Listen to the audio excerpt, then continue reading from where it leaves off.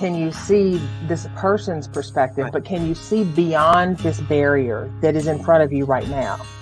And we do get to that place of gratitude and actually appreciation. Now, it takes us refusing to stay in a victim mindset in order to do that. Welcome. We back, and it's so good to see you, Teri Pugh. It is so good to see you too.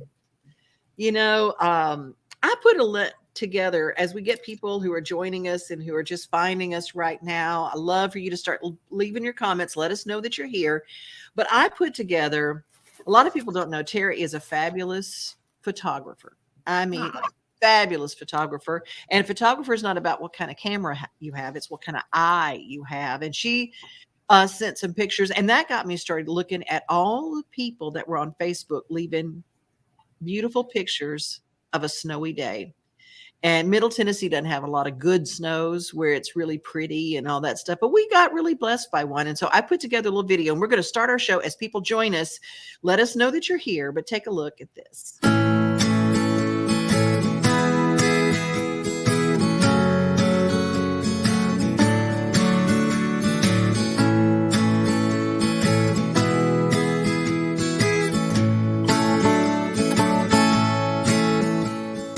Newborn day and that still warm glow.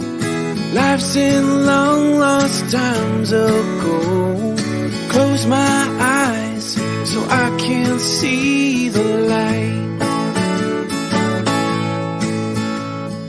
Time stands still while the sun goes round. Distant winds making silent sounds. Daylight waiting to come relieve the night. So let it shine, shine, shine, shine on me.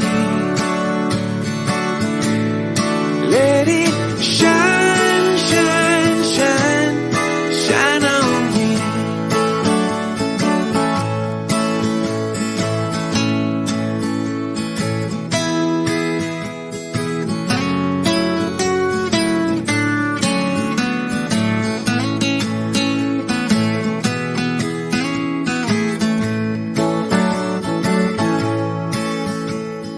Nothing left where the footprints stand. Roads ahead under scarlet sand. Twilight reaching like angels through the sky. Feel my moment and breathe it in. Search for skies that begin and end. Close my eyes so I can't see the light. So let it shine, shine, shine, shine on me. Let it shine, shine, shine, shine on me.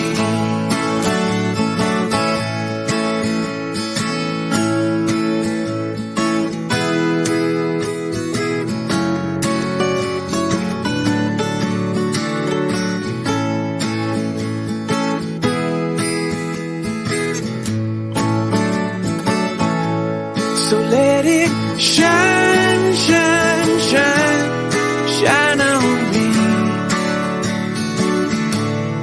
Let it shine, shine, shine, shine on me. Yeah, let it shine, shine, shine, shine on me. Let it shine, shine, shine, shine on me.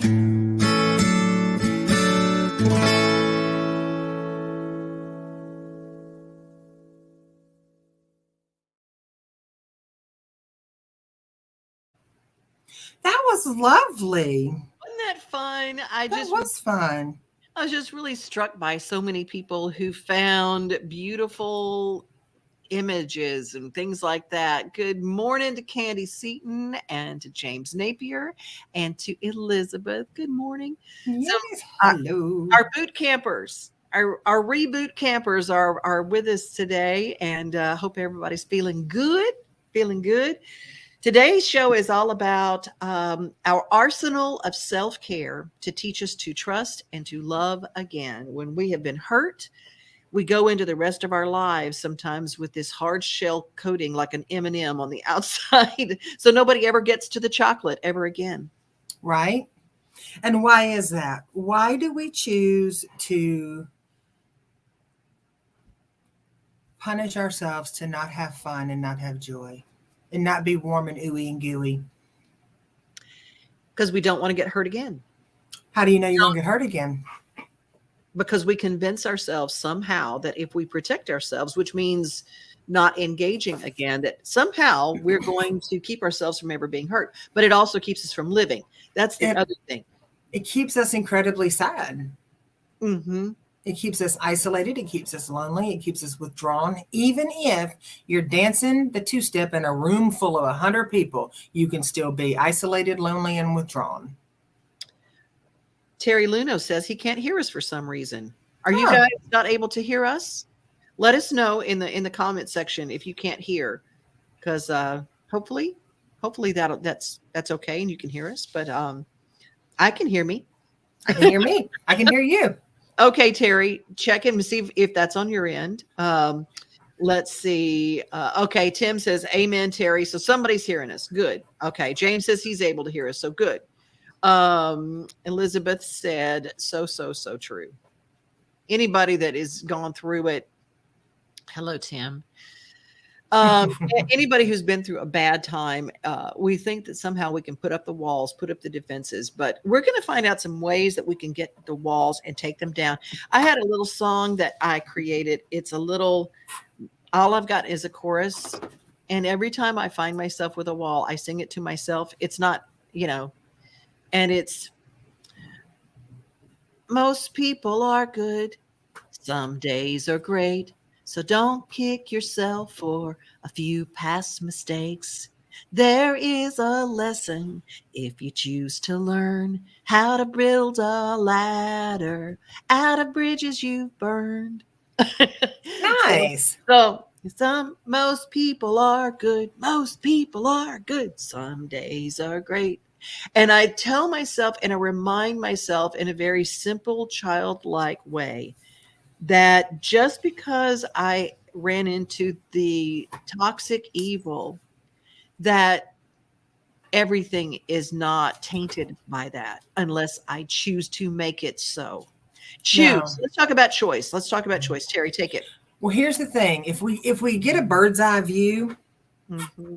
when we walk ourselves into an experience, a situation, a bubble of toxicity, from being in it, it feels like we could just get lost in it and we might not ever know how to find our way out of it, right? But from a bird's eye view, we can see ourselves walk in and we can also see a way out. And just outside that bubble of funk, it's a whole amazing, beautiful world of experiences and opportunities to grow.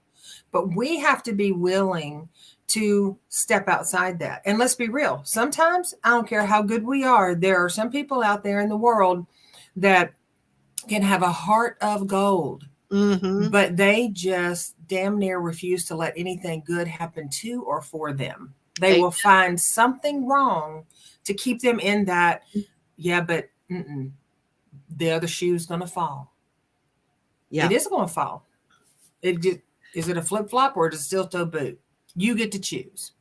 I have a dear friend who will probably be watching this after it's on the replay. Joe Dubin is watching. I can hear Tim, but not Elizabeth. You crazy dude. Joe Dubin is my little brother I didn't know I ever wanted, and he is precious to me. And he does the morning show on Main Street Media, Mornings on Main Street. So you guys, if you don't know about it, it starts at 7:00 every day and he works his butt off and he tells great stories, a positive way to do your day. So anyhow, the arsenal for me started, and I told a friend of mine who's going through some pure hell right now, and she's walking through it. I call it the period of time where you feel like you're jogging through Jell-O. it is just like, ugh, and life is hard and it's difficult. And I gave her some YouTube videos that were talking about her situation. And she says, oh, it's too soon. I said, trust me on this. These will help you. They helped me and they will help you. So she started looking, and every time she'd watch one, she goes, oh my gosh, it really does help. Oh my gosh, this really does help. And then pretty soon I hear her quoting some of the videos, and I'm going, yes, it helps. You find the things that nourish you. You find the things that help you. There is so much quote unquote free therapy out there. Not all of it's good, but a lot of it really is, most people are good. Well, and here's the beautiful thing about that. Even the free therapy can soften the shell of doubt enough to let you want to try letting someone in, letting a professional in. Sometimes it takes a different perspective. And and please pardon my dogs, they have decided that somebody's outside, so they both need to look out the window at the same time. It's so. Okay. Yeah. I love too soon. We can too soon ourselves into a decade if we let it. Yes. That's right. Yes, That's right. Good to have. So it really is about knowing whether or not, like knowing what you're working with. Yeah. And are you willing? That's the very first question. Are you willing? Because some days you're going to be willing. Some moments you're going to be willing. Then the wind's going to come in from the east and you're not going to be willing. Mm-hmm. But you have to get in a place where you get to choose. Either I'm going to stay stuck or I'm going to shift. Knowing that shifting may mean that you're... word. What's that? Never mind. I was expecting another word to come out of your mouth. I know you know me well. You know me well. So, but I mean, we're either going to stay stuck or we're going to shift into some uncertainty. But just beyond that uncertainty, it's kind of like a Cracker Jack box. You never know what that little prize is going to be at the bottom. You won't know until you go through it. And some of our life experiences, no matter how overwhelming they may be, no matter how chaotic they may be, no matter how toxic they may be in the moment, they're not, we have somehow have walked into the parameter of that and we get sucked in. Whether or not we pitch a tent is our choice. Oh, that's good. That is really good. If you sit in some of the fellowships that I have, one of the things that I think is interesting is to discover how unique you are not. We are very unique in who we are and who we're created to be, but life things happen to all of us. And it's odd when we think of ourselves like, no, but this has only happened to me the same way. When I looked at some of the videos that pointed out some of the symptoms, let's say I was studying narcissist sociopaths because that's what I ran into. And I thought everybody was like that. And I was so by myself. But then when I started realizing, I go, these things are so typical and so textbook that there are millions of people that have run into them. And it's not unique at all. And when I found out I wasn't alone and I wasn't isolated in the fact that I'd experienced this, it helped. So finding out you're not alone and getting your people group that can help support you. I think, first of all, watch the videos. And two, if you can find a support group. And also, here's the other part about that. We can become so consumed with, we negate the opportunity to do the healing. We become so consumed with, well, there's a difference in what can I read next to elevate me, to enlighten me on my own self-awareness, on toxic relationships, on whatever. Yeah, there's a time to move on from that. There's a time to move on from that. You saturate yourself and then pretty soon you go, okay, my sponge is full of the problem. Now, moving out of that, do the work on yourself, watch the videos, but you have to start doing the work, whether it's books or things to start enriching and elevating and moving you out of that, and begin to give yourself the things that you tried to get from someone else. Well, and ask yourself, do you want to move out of it? Right off the top of your head, it's going to be, yeah. But then go one layer further. What am I doing? How am I thinking? What am I saying that are holding me, that are those things that are holding me accountable for moving out of it. Because we can say, yeah, I want to attract good friends and that nourish my soul and yada, yada, yada. And then catch yourself on social media going, well, that person, nah, nah, nah, nah, nah, or getting engaged with a whole bunch of toxicity. If you're putting all your energy into unhealthy, you're going to harvest unhealthy. There's no way you're going to get healthy out of that. So, Amen. Elizabeth, got to live in the solution, not just the problem. Yes, indeed. Yes, indeed. Now, here's another thing. Social media, you brought up that can be the monster in the room. I have learned the power of the block. The block button is important. Unfriending someone that has been toxic to you allows you to still see their feed and for you to still see theirs. But to literally remove them from the situation, remove yourself from theirs, block.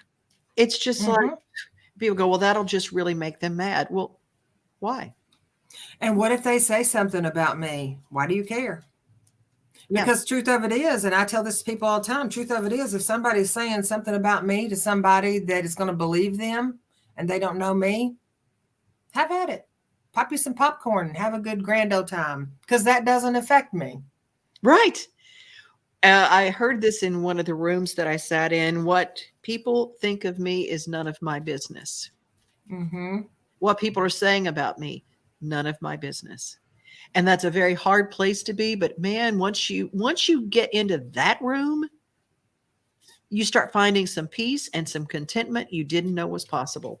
So right.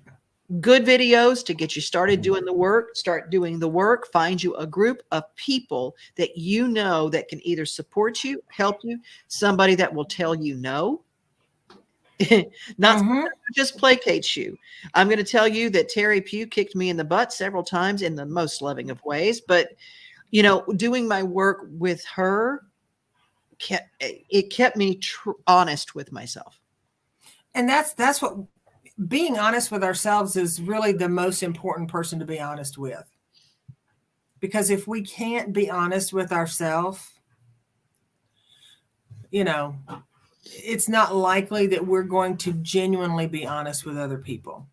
Right. We can say we will, and we'll say nice things, but I mean, it starts at home, and home is within you. Oh, amen. Amen. Home is within you. And when you start looking at your life and you start doing your work, you realize very quickly if you're an excuse maker or a change maker. And by that, if we start blaming all of our problems on someone else, then we're going to live in that problem for the rest of our lives, because the one thing we cannot change is someone else. We can't. We cannot change someone else, no matter how hard we try. If someone is intent on doing evil, then that's their deal. You can't change that. But what you can change is you. We can always change us, and we can remove ourselves from a situation. We can put ourselves in a new situation. So let's see what that was a post. Just put it recently. I'm on the right page. Yeah, it is. Elizabeth, I've started doing the whole mirror thing. I try to do it daily. Mm-hmm. Nice. The mirror is powerful. Mm-hmm. Thank you, Bruce. Encouraging people to look at ways that they can change, they can nourish, and they can better their life. When you start treating yourself great, you don't accept when someone else doesn't. Now Absolutely. Let that sink in. And when you start taking care of yourself, treating yourself well, when someone else walks in and they don't, you don't have to have some big showdown. I call it releasing and releasing. Mm-hmm. Just, And the other part is, when you decide, because we can decide, yeah, I want to definitely attract different people. I don't want to be in this situation again. Okay, great. You have spoken that out into the all be that all is. Now, what are you going to do about it? Because, we've heard this before, talk is cheap, right? So maybe that means you start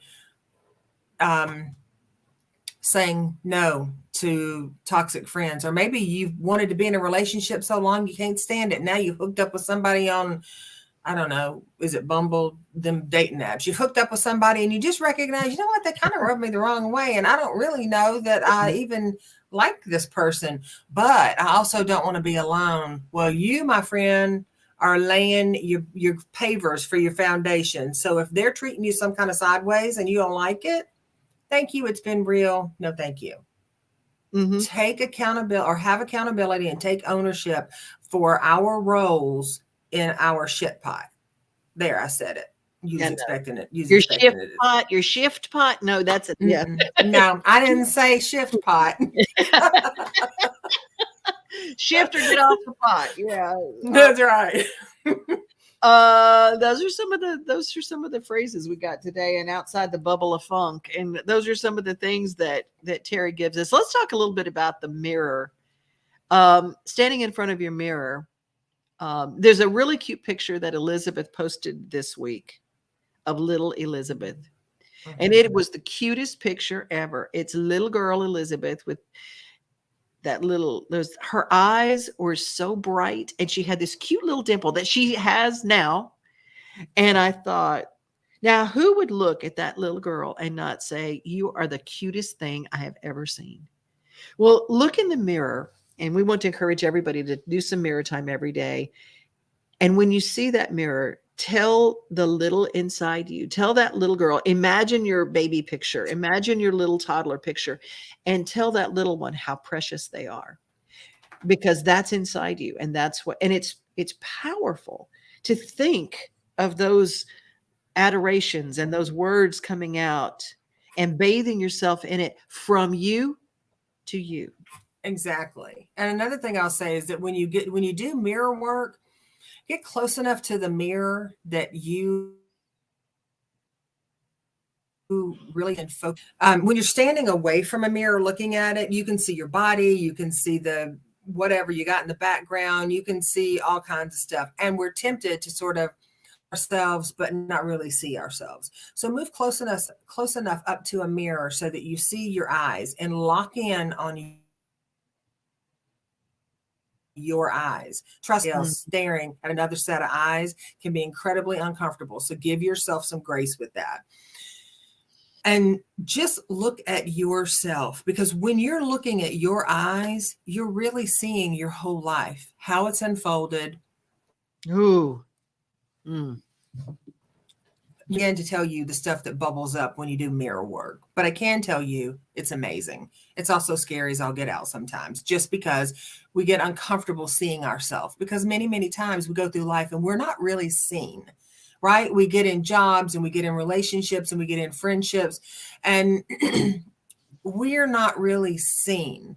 We're known for who we are or what we do or who we're associated with, but we're not really seen. And when we start recognizing, staring into the mirror at ourselves, whether it's a baby you, a teenage you, a 20-something-year-old you, or if you're 80, it's a 50 you, that part of you gets recognized, and there is a spark that is lit inside you. And it feels so darn good. And it sounds weird to say stare in the mirror at yourself, but I tell you, if you start connecting with yourself, you will connect with your dreams and your hopes and all of those things that you want for yourself. And it gets more comfortable. Absolutely. It gets more and more and more comfortable. Candy says, I've started treating myself kinder by saying no to things and people I didn't before. And I experienced that, Candy, this week. Someone asked me to do an event, and I said, I can't do it for free. And they got someone else. And you know what I felt when they got somebody else? Relief. It was the craziest thing, because I pulled up at my house and I realized if I had said yes to doing that, I was exhausted. I had had a day of it and I was out. I wanted to feed my babies. I wanted to go and spend farm time. And if I had said yes to that free thing that was going to pull me out, though it was a great organization and whatever, I had been asked to do 3 other things that very same week. And And and I realized that it wasn't just because they wanted me. They wanted me because they know I say yes. And that was hard for me to wrap around, that they could go on to someone else very easily. Mm-hmm. And then I go, oh, I get freed up of doing something I didn't want to leave my house for anyway. What I wanted to do was play on the farm. What I wanted to do was do my piecework. And I go, you know what? That's important for us to realize. What do you do? What do you really want to do? Can you answer that question? What do you really want in the next hour, in the next day, in the next 6 months? What do you want to do? And that's one of the things that protects us from the toxic things that come in and rob us. Well, and that also, answering that question, what do you really want to do? And then take a inventory of the people and these experiences and the things that you're doing. And are they in support of what you really want to do, in support of you where you are at the moment? My mom has not always, she's not one of those people who watch, and Mama Pat is not a warm and fuzzy kind of mama. When she found out I was sick, she did not say, oh, I wish I was there to give you some soup and tuck you into bed. She says, have you got your will done? That's how Mama Pat mom is. She gave me a steel spine and she is strong. But I laugh about it because she was one of those kind of people that prepared me that everybody in this world did not have my best interest. It's like, imagine that. And she taught me that you can say no and you can mean it. And you don't have to come up with some crazy excuse. You can just say, no, that doesn't work. And she told me no when I wanted to be a basketball player in high school. Oh, I was 5'10". I was an athlete in a lot of ways. And Mama Pat is a realist. You call her that. She's we call her Steel Maggie. And she's tough as two boots. But she said no to me playing basketball. All my relatives played basketball. To fit into my family, you needed to play basketball. All the stuff about playing basketball. She says, well, I don't think you really love being a professional basketball player. And I said, what do you mean I'm not a professional basketball player? She said, no, because you wouldn't love being that. When you grow up, you're not going to want to be a basketball player. You love being an actress. You love being on the radio. You love, because I was already working in radio at 16. And she said, there's a lot of stuff you love to do. You don't love basketball. You don't sit and watch basketball games. You don't want, she said, now there's the deal. She goes, if you're going to use that forever, you only have so many hours a day. Don't do something you don't love. And I went, well, I don't love washing dishes either. You still me you do that. Right. But it's true. Think about what you love. Think about what you want to spend the rest of your life doing, and don't waste your time on an activity that you can't find some kind of love or necessity for. And sometimes, you might have an end game. I know that, like here in Nashville, there's a lot of artists, a lot of songwriters that aren't necessarily doing that full time. So they're bussing tables, and that's a means to your goal. So there's a way to support yourself doing something that you enjoy, but even if you have a job and you're working on a dream, and you have a job and you just hate that job, find another job that you don't hate. Find something that when you get up in the morning, you can enjoy doing that while you're blueprinting out and mapping out what your next step is to acquire that. Because here's the thing, the dream's not the end goal. Right. The dream has a trajectory. If it starts with a dream in your head and then the dream is realized, then every step you take along that way is your dream, is your vision. It's not the end game. So what you do in the in-between is super important. And nobody ever told me that every day could have joy in it. I was brought up by people who worked really hard. I am grateful for the work ethic, but nobody told me that the work that I worked hard at could be something I loved. Mm-hmm. And then it's not really hard work. Yeah. Fine. Do what you love and you never work a day in your life. And that's what I want to encourage everybody today. If you don't love what you do, find something that you love to do and find a way to get paid for it. Mm-hmm. And also do your define what you call hard. Like some people will say, well, my job is hard. Well, it can be hard, but what is hard? Is it physical? My job is physical. My job is, whatever. If you say it's hard, then it's like, oh, here we go again. I got to go do that. Yeah. No. I had somebody ask me a couple of years ago, well, when do you think you'll retire? Well, I think I was trying to think actually how old I am right now. I'm either 57 or 58. I'm not sure. I'd have to do the math on that. But I had somebody ask me how, when I thought I would retire. And I said, never. And they were like, oh, I cannot wait to retire. And I said, but I don't really feel like I'm working. I'm doing something that I love doing. And if I cut back to one client a week and, well, I hope I don't die in my office with a client. But if I cut back to one client a week and when it's time for me to go, it's time for me to go. I'm fine working until that because I love what I do. Mm-hmm. That's not everybody. Some people work to get to that place and there's no right or wrong to it, but insert and inject and allow your eyes and your ears and your heart. Because if you're going to a work that you don't like, and you just realize that, they did some landscaping out front and those bushes sure are pretty. Or, wow, that plant is really pretty. Or look at that cute little bee. It doesn't have to be flag waving, horn honking, bedazzled joy. It's just something that goes, that nourishes me. I like that. That was sweet. Exactly. Exactly. It is just glorious. Well, shout out to Janie who's watching in upstate New York. And Elizabeth, I adore my career. It is challenging mentally and I love it. I also have my fun volunteer work tasks that give me a different sense of fulfillment. Neither feel like work to me.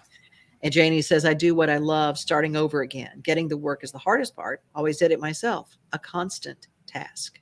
Mm-hmm. True. But as we do the constant, is it a constant task to find something that you love at the end of it? Or is that a constant task that when you get the task completed that you go, one day I won't have to do this? Those are those questions we ask ourselves. And Janie has done some amazing things. She transplanted herself. She and her love moved from the beach up to upstate New York. So she's got a whole new snow season. A whole new snow season, but they've got some beautiful gardening that they're doing and some really interesting things. Her life has changed and she's finding such beauty in it. And she shares a lot of that beauty. And I just want to celebrate. She's an incredible singer-songwriter too. And so find and take a look at Janie Trudell, find her work and her music. Do something every day that you love. My friend Fran, who just is in her 90s, and I said, what is your key to longevity? She said, find something you love and do it a whole bunch. Mm-hmm. Isn't that great? and again, that comes with defining your, defining what that is for you. Defining for yourself what it is. Because some people, they'll think you're crazy. Mm-hmm. They'll think you're crazy doing what you love. But if it brings you that joy and it nourishes your soul and there's a calling in you to do it or to recognize it or to share it, there's no harm in that. Not at all. Well, I am so glad everybody joined us today. If you're watching on replay, please leave us a message, #replay, or do it like the kids do, #replay. #replay. I love you too, Janie and Candy and Elizabeth and Tim, all of our crew, and James who's watching today. You guys can reach Teri by going to teripew.com. Da, da, da, da, Da, da. da, da, da. Reach me, devinoday@gmail, and have a wonderful rest of your day. I want you to take us home, Teri I girl. will. Thank you all for joining us today and for sharing. And find that joy there. Do your work to let it pop through. And then you won't have to find it because it's already found you. I love it. So, on that note, I'm just going to encourage you all to create an amazing and memorable day, or at least moments that create that in the end run, and increase your peace.